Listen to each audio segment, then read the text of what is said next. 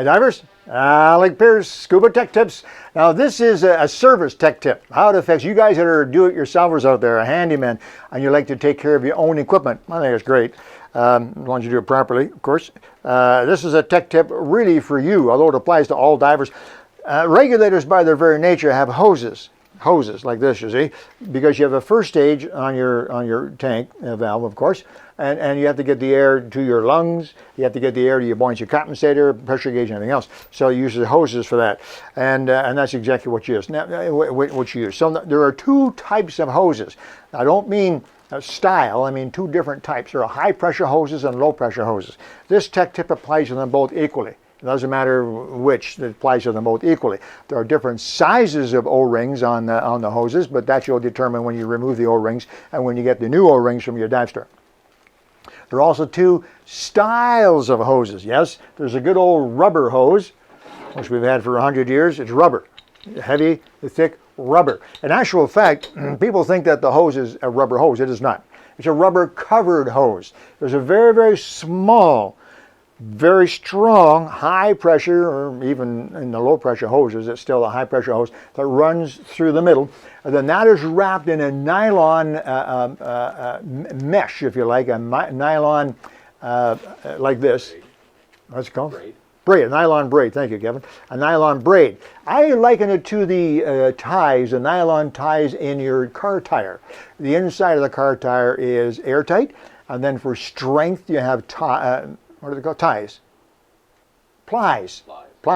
Made of nylon braid, nylon mesh, and then they put the nice rubber, black rubber tread with a white wall on the outside. It's a similar type of construction. These rubber hoses, they have a very, very strong inside core that actually transports the air. Then wrapped around that for strength, they have heavy nylon braid, and then they put this really pretty, shiny rubber stuff on the outside, just there for looks.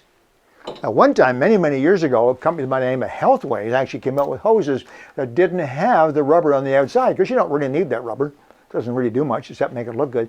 And they had them available for quite some time. However, they didn't sell. People didn't like the look. So obviously that rubber coating on the outside for looks worked properly. Now, the other style of hoses is new flex hose. Braided hose, you might call it, but it's properly called a flex hose. This is almost exactly the same thing. The difference is instead of rubber on the outside, they have another layer of extremely strong braided nylon. And these are very popular. These are slowly but surely replacing the rubber hoses. Now I know I've had all the comments about flex hoses burst, so do rubber. The flex hoses break down, so do rubber. Flex hoses have had problems. Let me tell you about the problems with the rubber hoses. There was a short period of time when every regulator that Daycor sent out, brand spanking new in the box, when you put it onto a tank, boom! The hoses would blow. Bad hoses. So what can happen?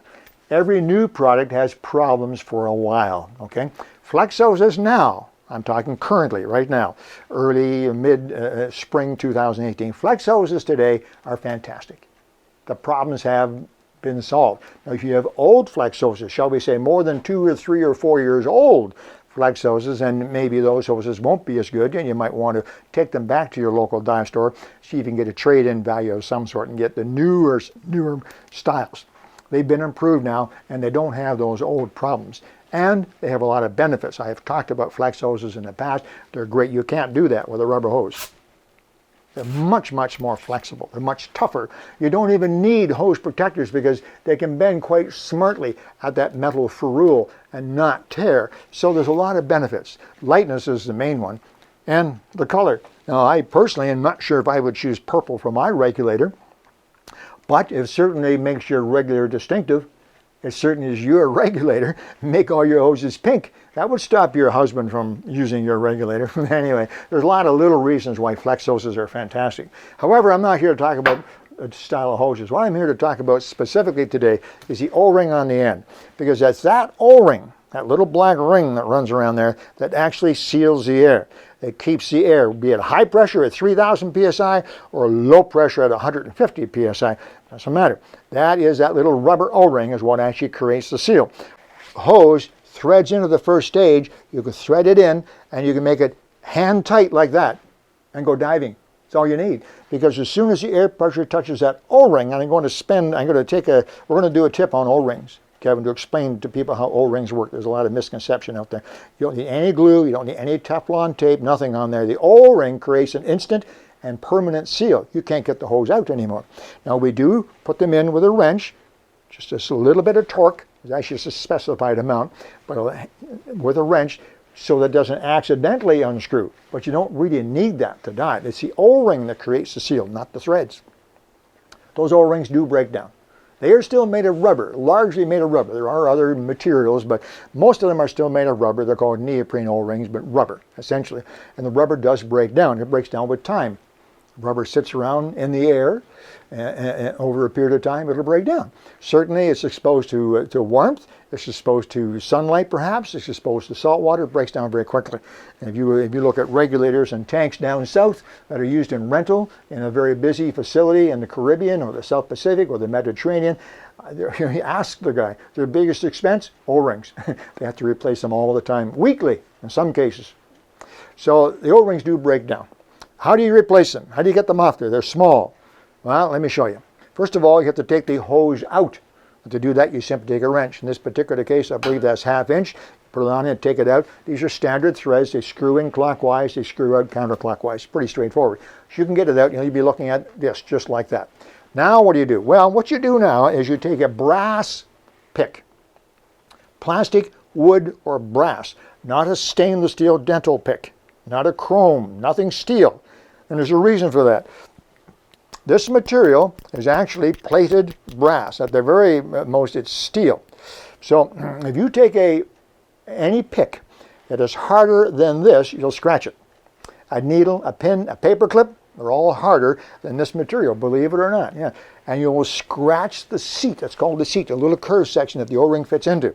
If you scratch the seat, it potentially will leak. It may or may not. But potentially, if you scratch it, so just don't scratch it. Get a brass pick, a proper brass pick. You can use a toothpick, a strong little toothpick, whatever you have. And then you just use it like a needle or anything else, and you hook the pick underneath the O-ring like so. Now this particular O-ring is going to be replaced, so it doesn't matter. You see it? Can you see that, Kevin? I've got it hooked there with a little hook on the. You see that? And once you get to that point, got it. Then it's just a matter of just pull it off then. Got it. Now, what do you do with this? Keep it as a spare, right? No. Throw it away. Throw it away right now. That way you don't get mixed up. Get rid of it. It is probably scratched from the pick. It's old, it's dry, it's cracked, stretched. Get rid of it. So you throw the darn thing away like that. Now what do? Well, what you do is you take a toothbrush. Where's my toothbrush, Kevin? Right there. You take a toothbrush, something soft, and you quickly just check. The threads are clean, like that. Go around it and turn the hose counterclockwise as you do it. That means that the threads are coming out, so any dirt that you take off of there goes out like so. Okay? Now what do? Well, you take a whole bunch of grease, you put a bunch of grease on there. No, don't do that. Next step is to put the new O-ring on. Here's a brand spanking new O-ring. Now I'm going to put my hands down here, Kev. Can you zoom in here? Because this gets important at this point. It's all important, right? This gets really important.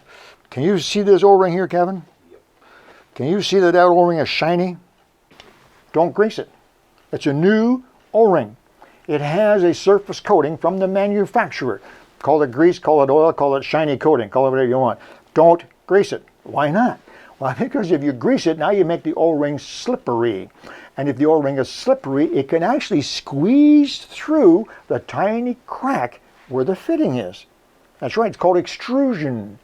Normally it happens only on a high pressure hose and O-ring, but it could happen on a low pressure hose. So don't grease the O-ring. Here's what you do. You put the O-ring on to the hose.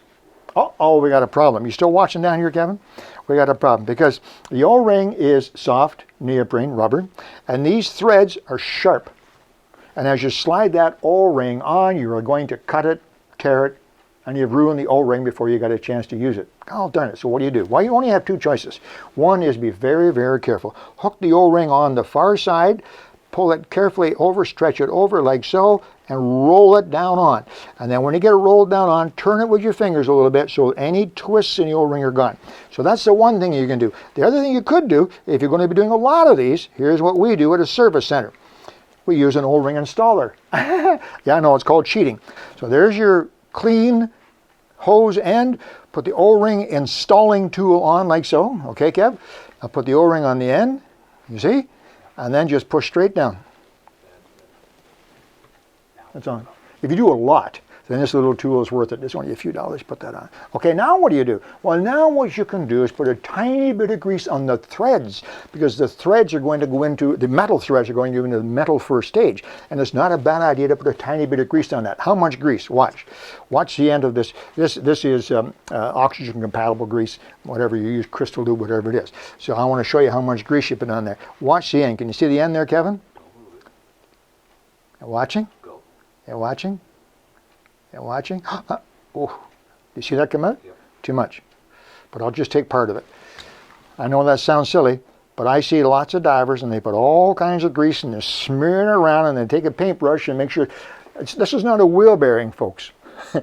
Just a tiny, you're just trying to lubricate the surface. You're not greasing it. I look on there and I don't see any grease.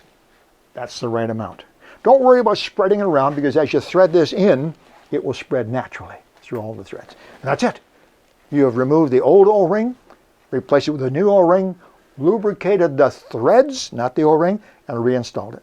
Simple. Watch this. This is the low pressure regulator end. You see it's got the swivel. This is where your second stage fits. You're watching here, Kev?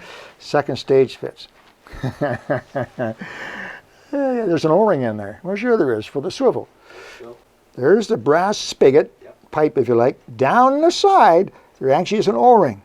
And if you're very dexterous and good with a pick, like I'm not, and you get that pick in there just so, look at that. Little O-ring down in there. Now you got a bigger problem. How do you clean it?